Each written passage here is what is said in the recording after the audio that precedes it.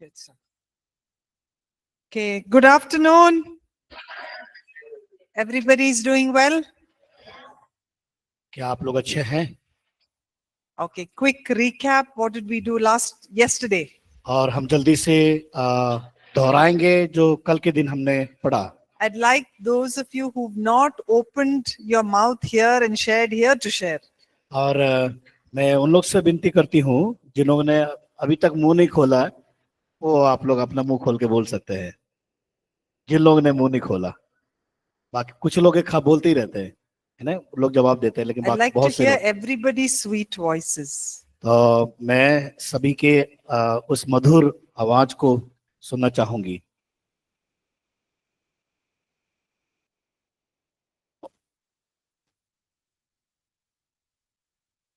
बताएं कोई, कल हम लोग क्या पढ़े? आपकी मधुर आवाज, कोयल जैसी आवाज को बोले. Okay, whose names start with B? हाँ, बी, ब से किसका नाम आता है? Barka? बेंजामिन. Benjamin, हाँ. Barka, yes. Okay, Tell B, me. B अक्षर से. The roles of a husband and wife? Okay, so tell me one role of a husband, one role of a wife.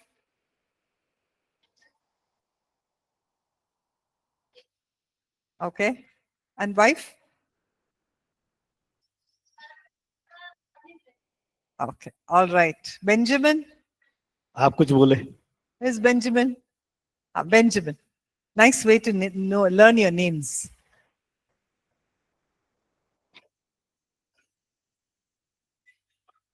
Okay, tell me one point you learned communication in marriage. कोई एक बिंदु पर बात करें जो अपने संवाद या बातचीत के ऊपर.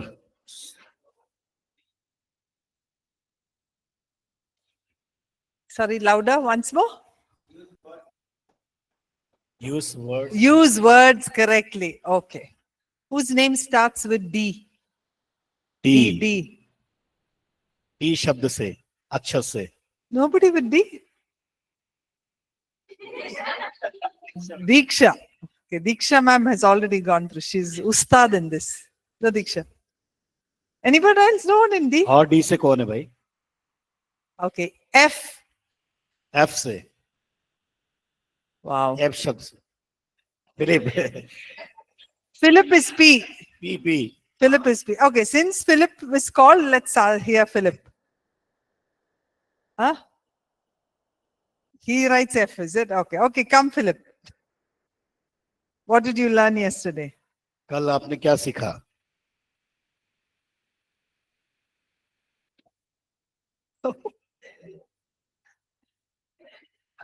Something new that you learned. नया चीज आपने कोई जो सीखा.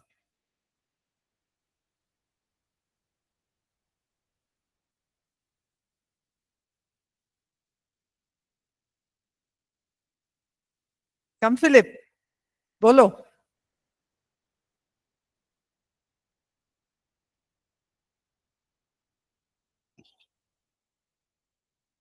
Zimmedar. Who? What? कौन जिम्मेदार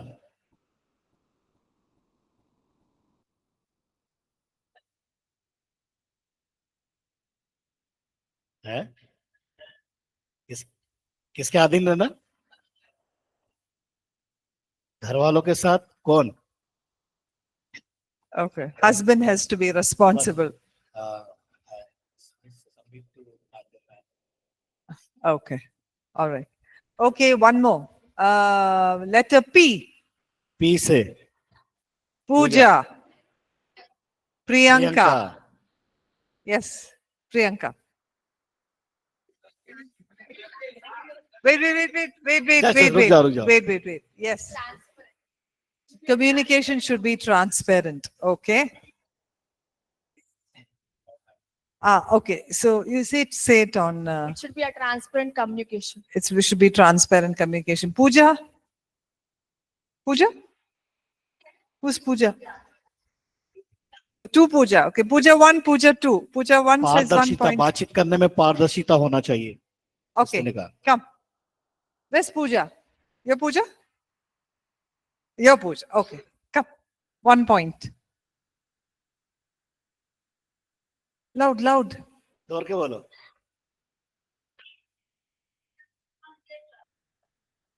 अपने पति से जी से पति से अपने समान Thank you.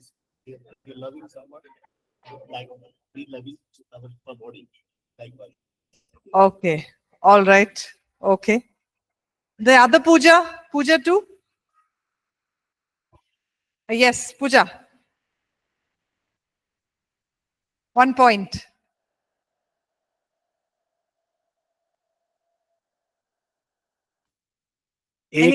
कोई एक बिंदु बताएं Any online students would like to share? Any 1 point you learned? Online student अगर कल आपने जो सीखा उस पर Okay. बता So सकते हैं क्या Pavan has सीखा said attentive listening, good listener. Okay. Pooja? समझना चाहिए. Okay. All right. Some new point, no? Can कोई नया बिंदु पर something new that you learned. हाँ प्रतीक बताएं Pratik. प्रतीक बताओ Where's Pratik? Back. Oh, I can't Pratik, see बताओ क्या नया? Pratik. Ah, yes, Pratik. Tell me. बताइए क्या नया सीखा आपने Yes. Ma'am is here. Don't worry.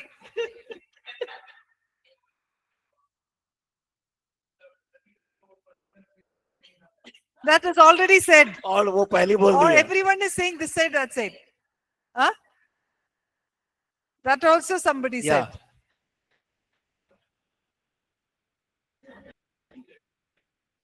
We did 3 topics yesterday. You tell me one of the first topic: attitude, temperament, behavior. Tell me from that. You must nurture. No, I'm saying from 4th chapter. Sorry, 5th chapter. From the 5th chapter. 1 point from the 5th chapter.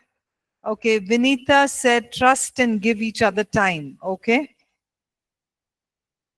जो पांचवें अध्याय से पढ़े उसमें से उस अध्याय में से कुछ बताइए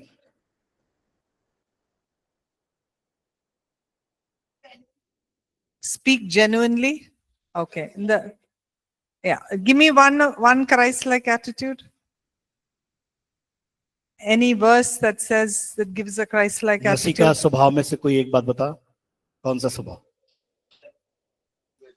प्रेम प्रेम Sorry, say that again, Abe.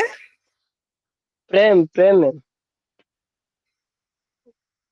Love Love, love. Okay.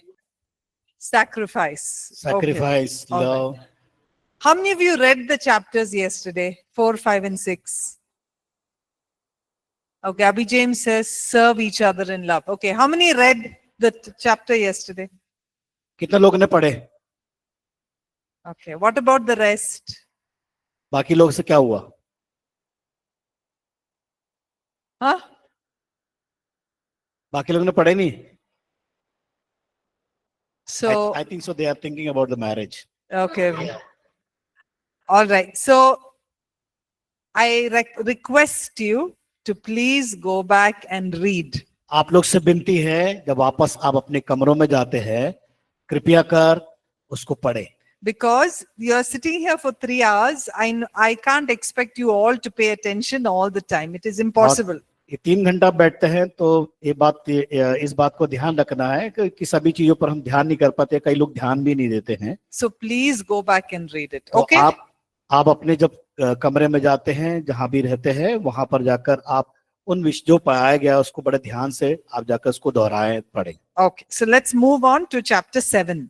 आइए हम 7वें अध्याय में जाएंगे This chapter is all about some practical ways on how a husband and wife can manage their home. और यहाँ पर कुछ प्रायोगिक बातें हम सीखने जा रहे हैं कि एक पति पत्नी को घर का प्रबंध कैसा करना चाहिए So in Proverbs, it says that a home is built on 2 things. और यहाँ पर नीति वचन में हम देखते हैं कि घर जो है दो आधार पर या दो नींव पर बनी होती है, It's built on wisdom and understanding. और जो घर का आधार है वो बुद्धि है, दूसरा आधार जो है समझ है। In some versions, it says knowledge, wisdom and knowledge. और दूसरे शब्दों में आ गया ज्ञान और समझ। So, what we're going to be looking at in this chapter are some areas that we see we should manage in marriages. और हम इन बातों पर चर्चा करेंगे, देखेंगे कि वैवाहिक जीवन के अंदर कौन सा तरीका को अपना सकते हैं और कौन सा तरीका को हम अपनाकर योजना बनाकर चलना है। So you understand practical wisdom from people who have already lived a married life. सबसे खास बात कि पहली बात यह है कि जिन्होंने वैवाहिक जीवन को अनुभव के साथ जिया, उनके द्वारा हम समझकर। Okay? So are you willing to learn from people who have some wisdom about marriage? और A practical wisdom of हाँ, marriage. क्या ऐसे लोगों के बारे में आप समझना जानना चाहते हैं जिन्होंने प्रायोगिक जीवन में अपने वैवाहिक जीवन को व्यतीत किया, उनके जीवन से संबंधित। Okay, so the first one we want to look at is after marriage, where will your home be made? और विवाह के बाद कि हमें कहां पर रहना या कहां पर घर बनाना चाहिए, इस बात को हम समझेंगे। So we should discuss this before marriage. We should discuss this before marriage. ये बातें रहने की, प्रबंध करने की बातें हमें विवाह के पहले उनको चर्चा करना चाहिए। So it is often good and recommended that a couple lives by themselves after marriage. और ताकि ये बहुत अच्छा होगा कि जो दो जुड़वे जो है, जो जोड़े हैं, वो उनको रहने के लिए, जो अलग रहने के लिए वो अच्छे से निर्णय लेकर अपने जीवन को व्यतीत कर सके। Because they will have the freedom to focus on themselves and also learn to grow with each other. ताकि वो स्वतंत्र रूप से रह सके और एक दूसरे को समझकर वो अपने जीवन को बढ़ा सके, परिवार का निर्माण कर सके। But I know that maybe in some cultures you are expected to live with your family after marriage. और कई हम सामाजिक परिवारों में देखते हैं जो उनके जो परिस्थितियां, उनका जो स्थिति, जो उनका रहने का ज्यादातर देखा जाता है कि वो अपने माता पिताओं के साथ रहना पसंद करते हैं परिवार में। In that case, you should have a mutual understanding and agreement about how you are going to live with your parents or parents-in-law. और इस बात को ध्यान रखना है कि आप अपने परिवार के साथ या जो सास ससुर है या माता पिता है, उनके साथ रहने के लिए जब योजना बनाते हैं तो पहले आपको उस बात की सहमति बनाना होगा, सहमत होना होगा, ताकि उनके साथ किस प्रकार रहना है और किस प्रकार उनके साथ जीवन को व्यतीत करना है। So an expectation when you live together is that there is no interference from other members of the family in the marriage. अगर आप सहमति बनाकर परिवार में निकट सदस्यों के साथ अगर रहना चाहते हैं तो क्या होगा, आने वाले दिनों में जो समस्या उत्पन्न होती है उससे हम बच सकते हैं, और जिसके कारण समस्या को भी उत्पन्न जो होती है उससे हम बच सकते हैं और हमें आगे बढ़ने का अवसर मिलता है। So a lot of problems can occur when there is interference in decision making, interference in other areas of the couple's life. जब कभी पति पत्नी को जो निर्णय होने का समय होता है,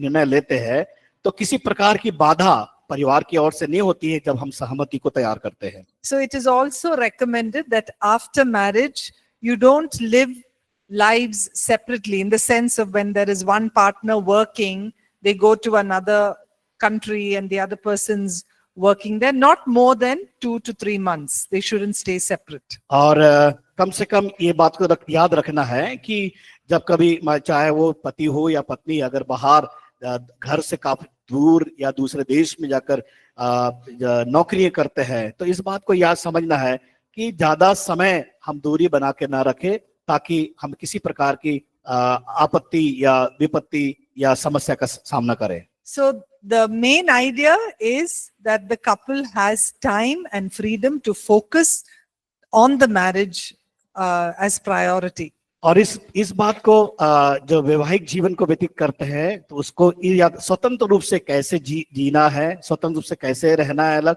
इन बात को सोचना है और समझकर आगे बढ़ने के लिए अपने आप को तैयार करना है। Okay. Another point of managing is how do we plan our daily or weekly schedules? और वैवाहिक जीवन के अंदर इस बात को भी ध्यान देने की आवश्यकता है कि आजादी के साथ हमारी दैनिक और साप्ताहिक समय सारणी को हम कैसे तैयार कर सकते हैं। Why should we talk about this? हम क्यों इस विषय पर क्यों बात कर रहे हैं? क्यों इस विषय पर हम बात कर रहे हैं? Okay, you can make time for each other. हम एक दूसरे के साथ समय को दे सके, व्यतीत कर सके। Now, as a single person, you have your own time and your own freedom to do things. जब आप अकेले होते हैं, आप स्वतंत्र होते हैं, आप अपने समय के अनुसार कार्य को करने के लिए जो भी जरूरत है उसको पूरा करने के लिए आप सक्षम होते हैं। But when you get married, there are two people who are working together. जब लेकिन दो लोग आपस में शादी करते हैं और दोनों अलग अलग जगह काम करते हैं, इस बात को समझना बहुत जरूरी है। So you have to prioritize time together because it has to fit both schedules. और हम इस बात को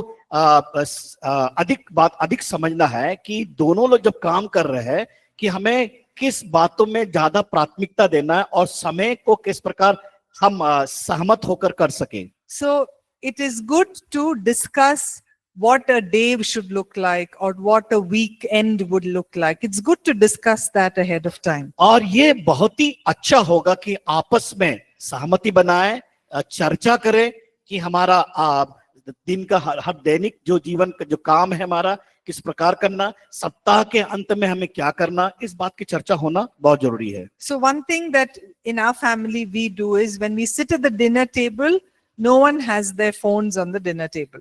और हम लोग क्या करते हैं, जब हम रात्रि का जब भोजन करने की टेबल पर बैठते हैं तो उस समय हम क्या करते हैं, हम कोई भी मोबाइल का उपयोग नहीं करते हैं। So it is something we have planned earlier to do. तो हमने इस प्रकार की योजना को बनाया है इस प्रकार करने के लिए। Then we don't have a TV at home. और हमारे घर में टीवी नहीं है। And so, you know, because we don't have a TV at home, there is no TV when we're eating dinner. और हमारे यहाँ टीवी न होने के कारण तो हम भोजन के समय कोई टीवी देखने का कोई बात ही नहीं बनती है। So it helps to have a conversation. तो उस समय हम क्या करते हैं, आपस में संवाद करते, आपस में बातचीत करने का प्रयास करते So हैं। these are things we need to do with wisdom and understanding. और ये सब बातें हम बुद्धि और समझ के साथ हमें करना है। Okay. The next point we're going to look at, how do we share responsibilities at home? और हमें अगला जो बिंदु को देखते हैं कि हम अपने घर में जब होते हैं कैसे हम जिम्मेदारी को एक दूसरे के साथ बांटते हैं। So what are the responsibilities that you need to do in a house? घर में कौन सी ऐसी जिम्मेदारी होती है जो हमें करना होता है? Marketing, बाजार करना, then और क्या जिम्मेदारी घर की? cleaning, सफाई करना घर की, cooking, कुकिंग then खाना बनाना, shopping, finished. Marketing, then finance. okay, finance, more chores. We're looking at things you do to keep the house, washing, घर की बात कर रहे हैं, laundry. सफाई, कपड़े को धोना। No? Okay. So how do you share this responsibility? आप इस जिम्मेदारी को कैसे बांटते हैं? How do you decide? कैसे आप निर्णय लेते हैं? Yes, very good. So you discuss it and see who can take on some responsibility. और हम आपस में बात करते हैं और निर्णय लेते हैं कि कौन कौन से काम किस किस को करना है। So some things two people will do together, some one will only do. कई बार क्या होता है कि दोनों मिलकर एक साथ एक काम करते हैं, कई बार वो अलग अलग करते हैं। Okay, and there is no shame in doing any of the responsibilities. जो कुछ जिम्मेदारी मिलती है उन बातों से अब एक क्या करना है, हमें शर्माना नहीं है, शर्म नहीं महसूस करना है। Okay, so even if the women have to pay the bills or the men have to clean the toilets, nothing is wrong. Everyone अगर- can do anything. पुरुष या स्त्री, अगर मान लीजिए पुरुष टॉयलेट को साफ कर रहा है तो आप शर्माना नहीं है, ये मेरा काम करके नहीं बोलना है। अगर स्त्री जो है, महिला है, वो जाकर बिल पे कर रही है या बिजली का बिल भर रही है या कुछ और भी काम कर रहे हैं, तो इन बातों को सोचकर हमें शर्माना नहीं कि मेरा काम ये है, उसका काम वो है, करके ऐसा बोलना नहीं है हमें। Okay, so you see yourselves as a team when you are doing these responsibilities. जब इन जिम्मेदारियों को लेकर हम काम करते हैं तो हमें क्या समझना है कि हम एक टीम में, एक समूह में होकर काम कर रहे हैं। Okay, the next one is how do we use technology, the phone, the television, or the computer? What should be some things that guide us while we use this at home? जब हम mobile या television और संचार माध्यम को हम इस्तेमाल करते हैं तो हमें समझना है कि उस साधन को कैसे हमें उपयोग में लाना है, किस प्रकार हमें करना है। So there should be some discipline in the way that we use this technology. ये जो टेक्नोलॉजी का जब इस्तेमाल करते हैं तो हमें उसमें कुछ अनुशासन को बरतना होगा या अनुशासन में रहना होगा। So we all need these mobiles and computers because that's what helps us. Mobile हम सबको चाहिए, कंप्यूटर चाहिए, जो हमें सहायक है, हमारी मदद करता है। But it should not come in the way of your family time. लेकिन जब आप परिवार के साथ समय व्यतीत करते हैं तब इन चीजों को इस्तेमाल करना हम कम करें। Okay, are you all with me? क्या आप लोग हमारे साथ में हैं? All right. The next one is family vacations. और अगला जो बिंदु है वो है परिवार के साथ अवकाश में व्यतीत करना, समय उनके साथ समय देना मनोरंजन के लिए। So it's always good that a family does things together. और ये बहुत अच्छी बात है कि परिवार मिलकर एक साथ जो कामों को करते हैं। It doesn't have to be expensive. और वो कुछ महंगा नहीं होता है। It can be like going to the park, going for a walk, आप घूमने के साथ में जा रहे हैं, पार्क में जाके बैठ रहे हैं, going to have an ice cream, और आइसक्रीम खाने जा रहे हैं, taking 1 or 2 days a holiday somewhere nearby. और पास के कोई भी नजदीक क्षेत्र में 2 या 3 दिन का छुट्टी लेकर उनके साथ समय व्यतीत करें। Because these are the memories when you create, you very fondly think about your families. और जब हम इन बातों को करते हैं तो हमें ये यादगार बन जाता है कि किस प्रकार हम अपने परिवार के साथ समय को व्यतीत करना या उनके साथ समय को देना और उन दृश्य को देखकर उस पर विचार करना। So when you may remember going out for vacations or trips, right? क्या आप लोग जब छुट्टियां बिताने जब कहीं जाते हैं तो आपको याद रहता है वो बातें? What do you remember about it? और किस बात को आप याद करते हैं जब आप कहीं आपका छुट्टी में कहीं घूमने गए, आप सैर करने गए, किन बातों को याद करते हैं वहां की? Yeah, what memory? क्या यादगार रहता है आपके लिए? You remember the food what you ate? Yeah. Really? Food, खाना। Okay. But more than the food, you may remember some fun you had तो or how you laughed. खाने से ज्यादा आप किस बात को ज्यादा याद कर रहे हैं? हंसे, मजाक किए, मनोरंजन किए, वो याद करते हैं कि नहीं? That's what you remember more than the food or खाने से ज्यादा आप उसको याद करते हैं, कितना मजा किए, झूला झूले। right? Okay. So that's why it's important to do that. So it builds the togetherness of the ये family. बहुत महत्वपूर्ण है हमारे परिवार को बढ़ने के लिए और बढ़ाने के लिए। Okay. Another very important part is about financial planning. और ये एक महत्वपूर्ण जो भाग है जो कि बजट बनाना, आर्थिक योजना को तैयार करना। And money generally becomes biggest conflict in some marriages. और कई बार वैवाहिक जीवन में पैसा सबसे अधिक झगड़े का कारण बन जाती है। Because we see and we respond to money very different. All of us respond to money very differently. We think of money very differently. और कई बार पैसे के बारे में हम अलग अलग तरीके से हमारा सोच बनता है या सोच को उत्पन्न करते हैं। Maybe one of the partners likes to spend. और एक जो सहयोगी जो होता है, पार्टनर होता है, वो पैसा को खर्च करना चाहता है। And the other partner wants to save.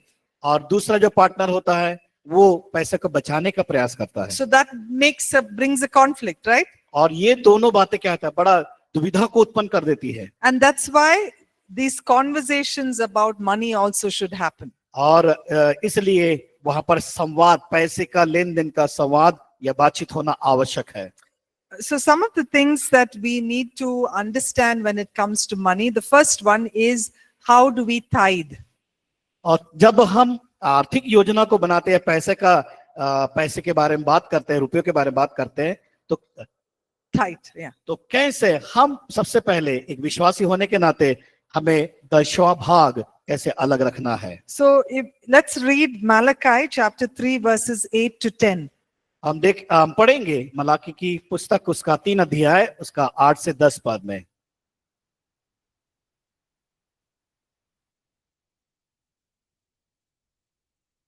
Malachi 3 अध्याय 8 से 10।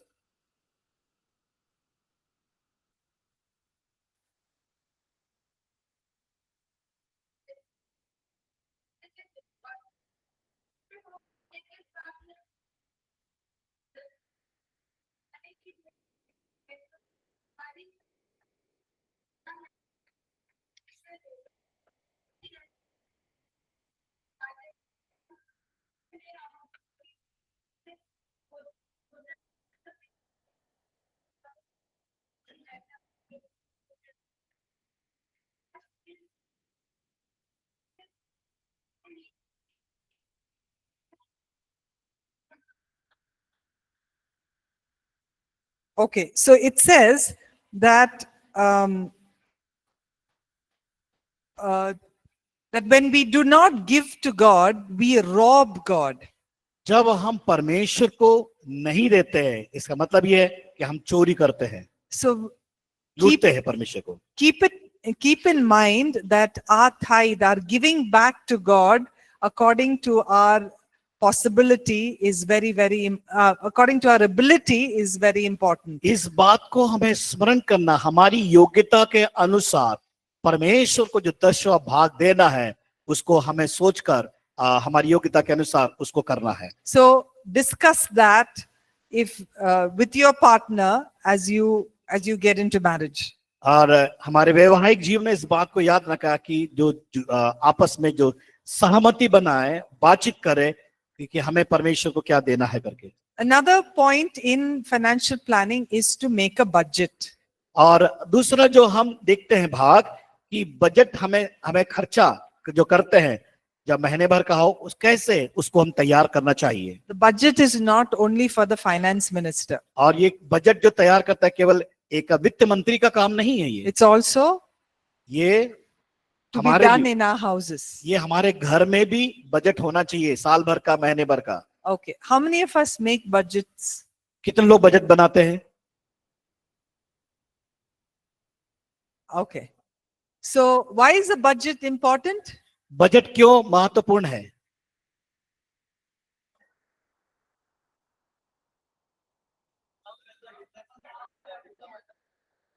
Say loudly.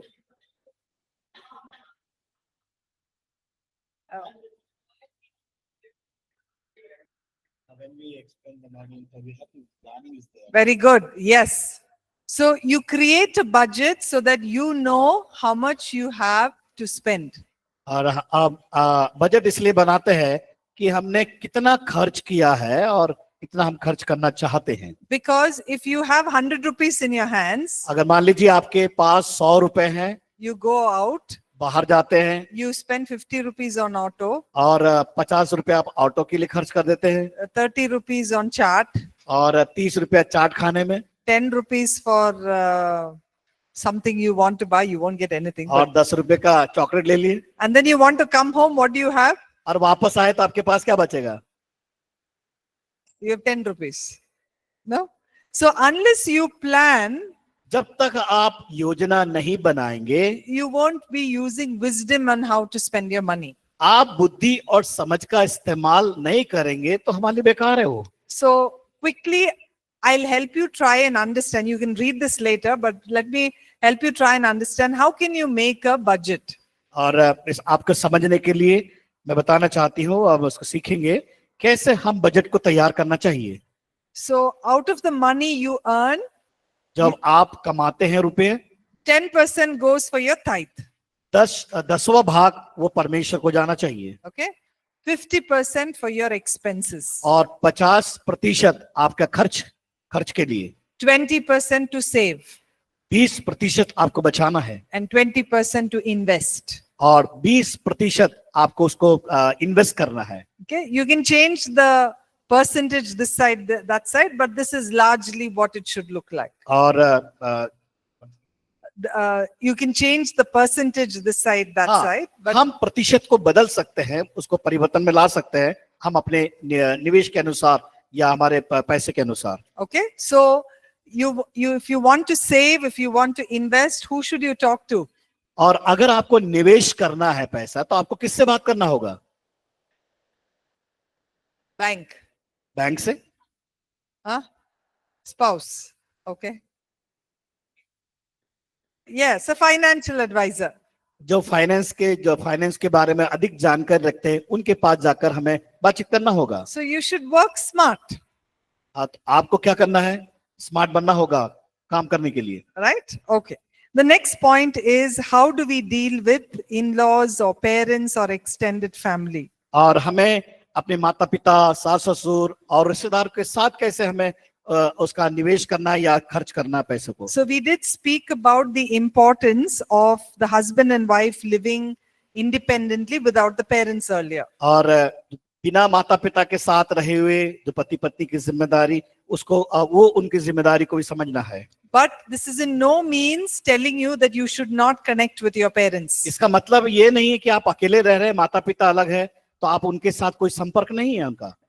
The Bible tells us that we should honor and love our parents. और बाइबल हमें बताती है कि हमें अपने माता पिता का आदर और सम्मान करना जरूरी है. So it is good to continue good and good healthy relationships with your parents.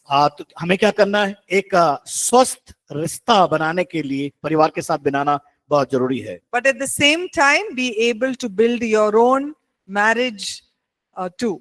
और उसके साथ साथ ये बात याद रखना है कि हमारा वैवाहिक जीवन को बढ़ाना है, मजबूत करना है. We are also called, whenever needed, to care for anyone who may be sick or who may be widowed or who may be orphaned in our families. हमारे परिवार में जो बुजुर्ग है, विधवा है, अगर अलग अकेले है, बीमार में पड़े हुए, उनका भी हमें ध्यान करना, देखभाल करना बहुत जरूरी है. So as husband and wife, you agree about how you are going to take care of your parents or parents-in-law. पति पत्नी को दोनों मिलकर ये इस बात का निर्णय लेना, सहमत होना है कि किस प्रकार हमें बुजुर्गों का या माता पिता का सेवा करना है, उनकी देखभाल करना है. All right? समझ में आया? Good. Okay. Any question? कोई प्रश्न आपके पास? I have not forgotten. That group has to still ask me question. Okay. मैं उस ग्रुप को बहुत स्मरण कर रही हूँ, याद कर रही हूँ कि वो कभी भी प्रश्न नहीं पूछते हो, चुपचाप शांत बैठे रहते हैं. कोई Okay. प्रश्न इससे संबंधित, इस विषय से संबंधित?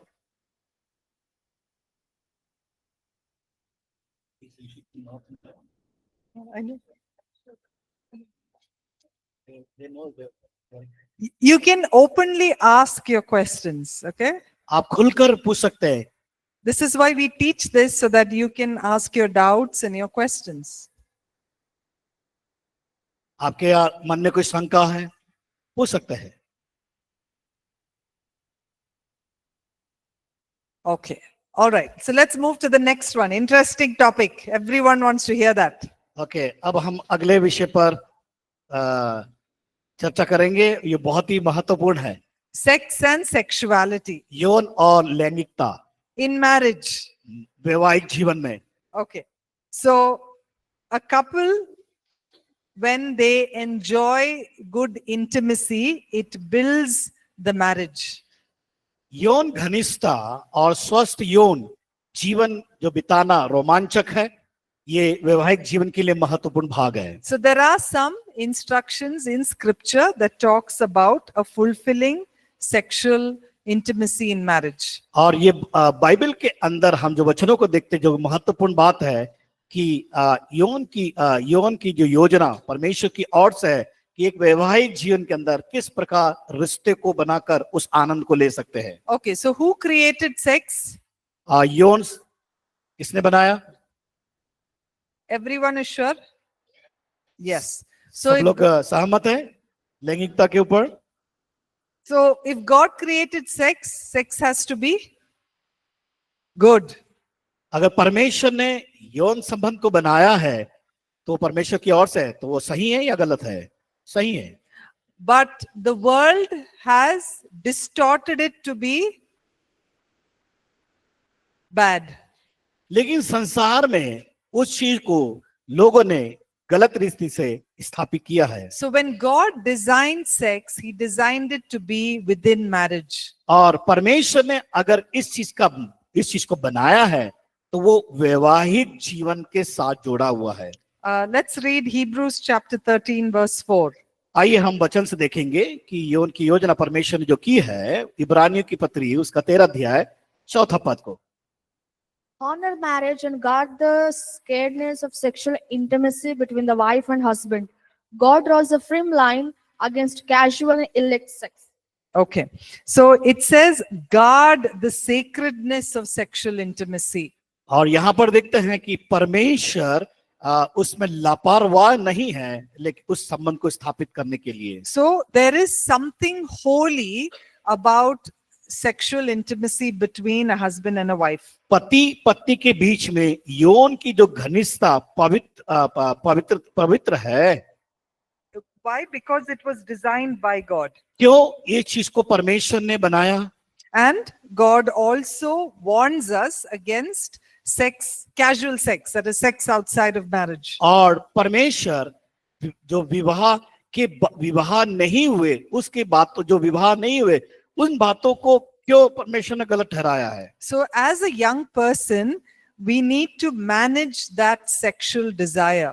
और जो यौन जो उत्तेजना हमारा होती है विवाह के पहले, उस चीज को हमें ध्यान करना है और हमें समझना बहुत जरूरी है, काबू करना है। And protect it and keep it pure till you are married. और आपको जब तक आपका विवाह नहीं होता है तब तक किसी रीति से गलत संबंध स्थापित करने के लिए अपने आप को तैयार नहीं करना है। So in case if you have fallen into sin, अगर मान लीजिए आप पाप में गिर गए हैं, sexual sin, यौन संबंध में, it's important to go to God in repentance. और ये बहुत ही महत्वपूर्ण है कि हम परमेश्वर की उपस्थिति में जाए और उन पापों का अंगीकार करें। So that you can receive the mercy and the forgiveness of God. ताकि आप परमेश्वर के द्वारा क्षमा और दया को आपके जीवन के अंदर प्राप्त कर सके। And ask the Lord to empower you to stay pure till you are married. और ये इस बात की प्रार्थना करें कि प्रभु आपको अनुग्रह दे ताकि विवाह तक आप सुरक्षित हो सके, अपने आप को बनाए रख सके शुद्ध और पवित्र। So the Holy Spirit is very powerful to bring about healing in that area. और पवित्र आत्मा उसमें बड़े सामर्थ के साथ सक्षम है उस क्षेत्र में आपको छुटकारा और चंगाई देने के लिए। And he can make you ready to prepare yourself for a married life in that place. और आपको तैयार कर सके कि उस वैवाहिक जीवन को पाने के लिए। So let's look at why God designed sex. क्यों परमेश्वर ने इस यौन संबंध को और लैंगिकता को बनाया है? Okay, if someone can read 1 Corinthians chapter 7 verses 1 to 6. कोई एक जन पढ़े 1 कुरिन्थियों की पत्री उसका 7 अध्याय 1 से 6 पद। Now getting down to the question you asked in your letter to me. First, is it a good thing to have sexual relations? Certainly, but only within a certain context.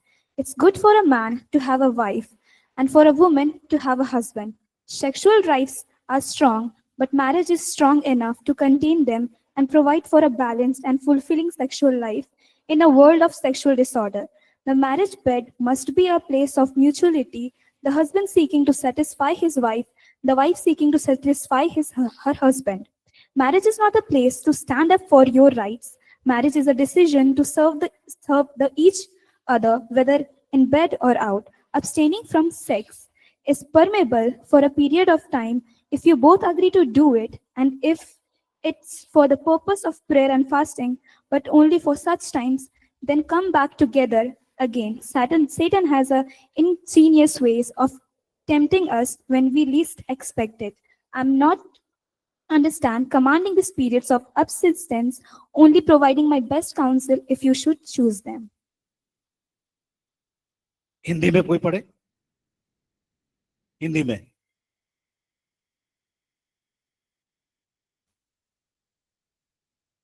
उन बातों के विषय में जो तुमने अपने पत्र में मुझसे पूछी, सबसे पहले क्या यौन संबंध रखना अच्छी बात है?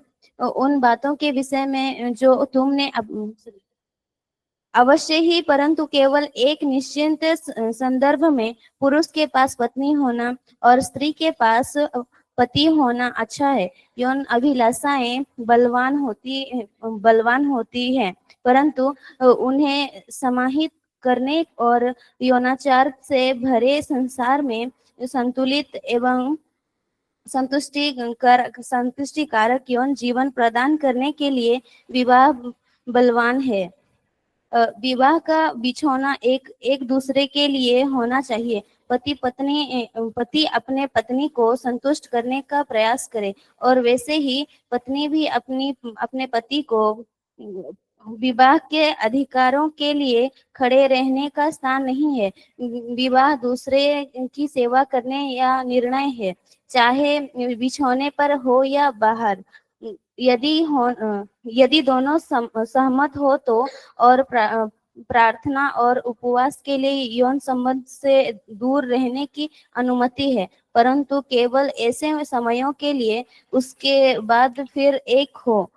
हमें उम्मीद नहीं होती, ऐसे समय शैतान हमें परखता है, परंतु इस बात को समझ ले कि मैं अलग रहने की आज्ञा नहीं दे रहा हूँ, केवल अपनी सलाह दे रहा हूँ। फैसला आपका है।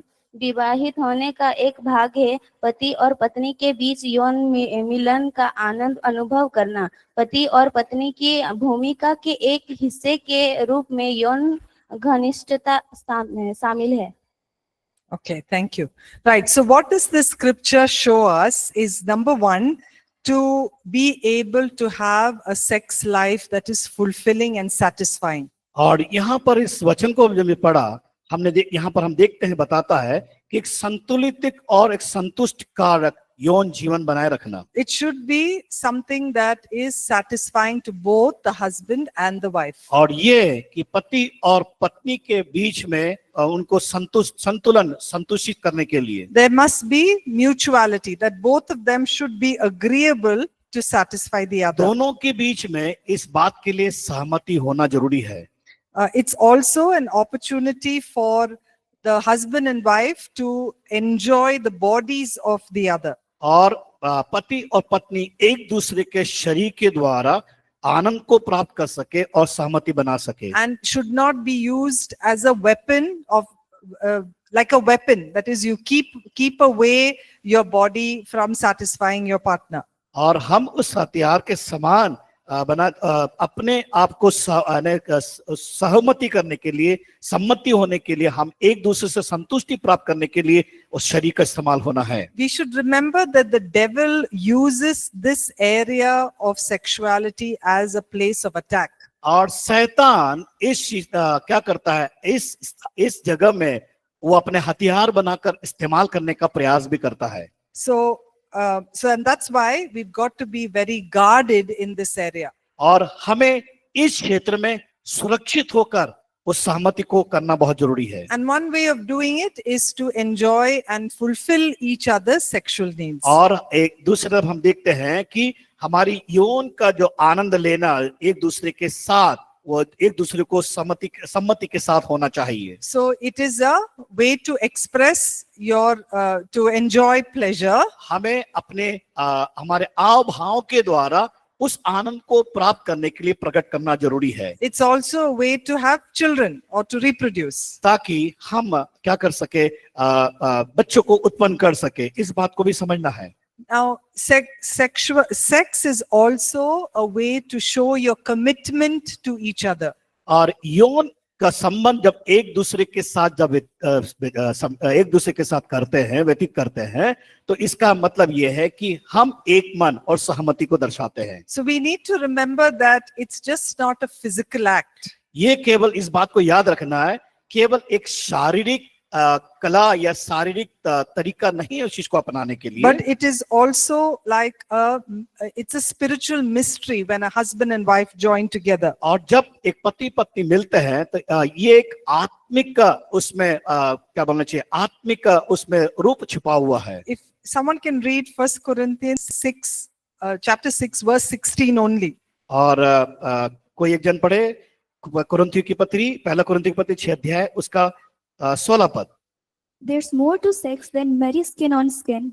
Sex is much spiritual mystery as physical fact. As written in scripture, the two become one. In Hindi, someone can read. Hindi में पढ़े, यौन का संबंध त्वचा से स्पर्श से अधिक है। यौन भौतिक वस्तुति स्थिति के समान ही एक आत्मिक रहस्य भी है, जैसा कि पवित्र शास्त्र में लिखा है कि वे दोनों एक तन होंगे। So let's remember this very important thing, that it's not only something that is physical.